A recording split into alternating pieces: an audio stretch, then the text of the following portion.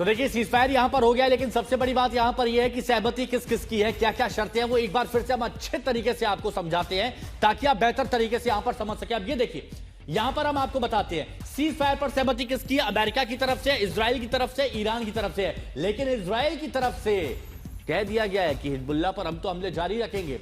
अब एक मुद्दा है हॉर्मुज का, फौरन और सुरक्षित रूप से खुलेगा, यह अमेरिका कह रहा है, और ईरान कह रहा है कि भाई हमारा नियंत्रण रहेगा, इसमें कोई कंडीशन नहीं है। दूसरा मुद्दा यूरेनियम संवर्धन का, समझौते में ध्यान रखा जाएगा, यह अमेरिका कह रहा है, और यूरेनियम संवर्धन जारी रहेगा, यह ईरान की तरफ से कहा गया। स्पष्ट नहीं किया है मुद्दा मुआवजे का है, अमेरिका से मुआवजे की मांग की है कि भाई आपने तो नुकसान किया है, मुआवजा दीजिए।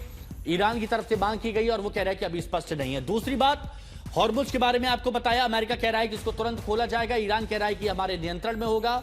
दूसरी बात, यूरेनियम संवर्धन जारी रहेगा, ईरान कह रहा है, लेकिन अमेरिका कह रहा है कि हम इस पर नजर रखेंगे। और मुआवजे की बात, तो नुकसान की भरपाई होगी, ईरान कह रहा है, अमेरिका कह रहा है स्पष्ट अभी नहीं है ये बात। दूसरी, ये 15 सूत्रीय एजेंडे पर बात होगी, मुद्दा एजेंडा, और यहां पर 10 मांगे तो ईरान की तरफ से भी रखी गई हैं। अब बातचीत की टेबल पर क्या समाधान निकलेगा, इसके बारे में अभी कहना मुश्किल होगा, लेकिन शुक्रवार 10 अप्रैल पर सबकी नजरें टिकी हुई हैं। वहीं सीज फायर के साथ ही अपनी पीठ थपथपाने का सिलसिला शुरू हो गया। ईरान और अमेरिका दोनों अपनी अपनी जीत के दावे कर रहे हैं। ईरान तो साथ में धमकी भी दे रहा है कि उनके जवानों की उंगलियां अभी भी ट्रिगर पर हैं। इजराइल भी हिजबुल्लाह पर हमले रोकने को तैयार नहीं है। लेकिन असली मुश्किल यह है कि कई ऐसे बड़े मुद्दे हैं जिनका अभी समाधान सामने आना बाकी है।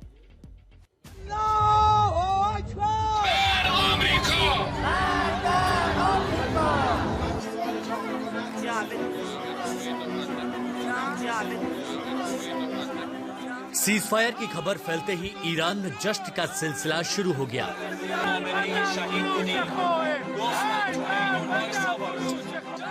भारत में ईरानी दूतावास ने सोशल मीडिया पर पोस्ट में लिखा, वी वॉन, यानी हम जीत गए।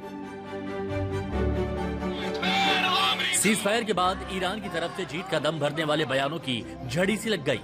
ईरान की सुप्रीम राष्ट्रीय सुरक्षा परिषद का बयान आया, हमने युद्ध के लगभग सभी उद्देश्य हासिल कर लिए हैं और आपके वीर पुत्रों ने शत्रु को ऐतिहासिक रूप से असहाय और स्थायी पराजय की स्थिति में धकेल दिया। ईरान की जीत के दावे भारत के शिया नेताओं की तरफ से भी आने शुरू हो गए हैं। ये जंग बहुत अच्छे रुख में बंद हुई है कि जब अमेरिका की सुपर पावरी के चीथड़े उड़ा दिए, इजराइल की दहशतगर्दी को खत्म कर दिया, और आज पूरी दुनिया देख ले कि किस तरीके से ईरान में जश्न मनाया जा रहा है, खुशी मनाई जा रही है। इजराइल में ऐसा माहौल है जैसे लगता है कोई मर गया है उनका सगा। अमेरिका में क्या आलम है, ये पूरी मीडिया के जरिए आपको पता चलेगा। सवाल है कि इस युद्ध विराम में कौन जीता और कौन हारा। ये एक बड़ा सवाल है जिसका सीधा और साफ जवाब कोई नहीं दे पा रहा। ये एक ऐसा सवाल भी है जिसे वक्त के तराजू पर तौलने की जरूरत पड़ेगी, लेकिन कुछ सवाल ऐसे जरूर हैं जिन पर ईरान का पलड़ा भारी दिखता है। हॉर्मुज पर ट्रंप ने कहा कि ईरान इसे पूरी तरह तुरंत और सुरक्षित रूप से खोलने पर सहमत है। तो उधर ईरान का कहना है कि हॉर्मुज 2 हफ्तों के लिए खुलेगा, लेकिन इस पर नियंत्रण ईरानी सेना का रहेगा। यूरेनियम संवर्धन पर ट्रंप ने कहा है कि समझौते में इसका ध्यान रखा जाएगा, जबकि ईरान का दावा है कि यूरेनियम संवर्धन जारी रहेगा, समझौते में इसे जारी रखा जाएगा। ईरान को युद्ध में नुकसान का मुआवजा देने पर ट्रंप की तरफ से कुछ नहीं कहा गया, जबकि ईरान का दावा है कि उसके नुकसान की भरपाई की जाएगी। एएफपी से बातचीत में ट्रंप ने फिर कहा कि अमेरिका के 15 पॉइंट वाले एजेंडे पर बातचीत जारी रहेगी, जबकि भारत में ईरान के महावाणिज्य दूतावास का कहना है कि ईरान पहले ही अमेरिका की 15 पॉइंट शर्तें को नामंजूर कर चुका है।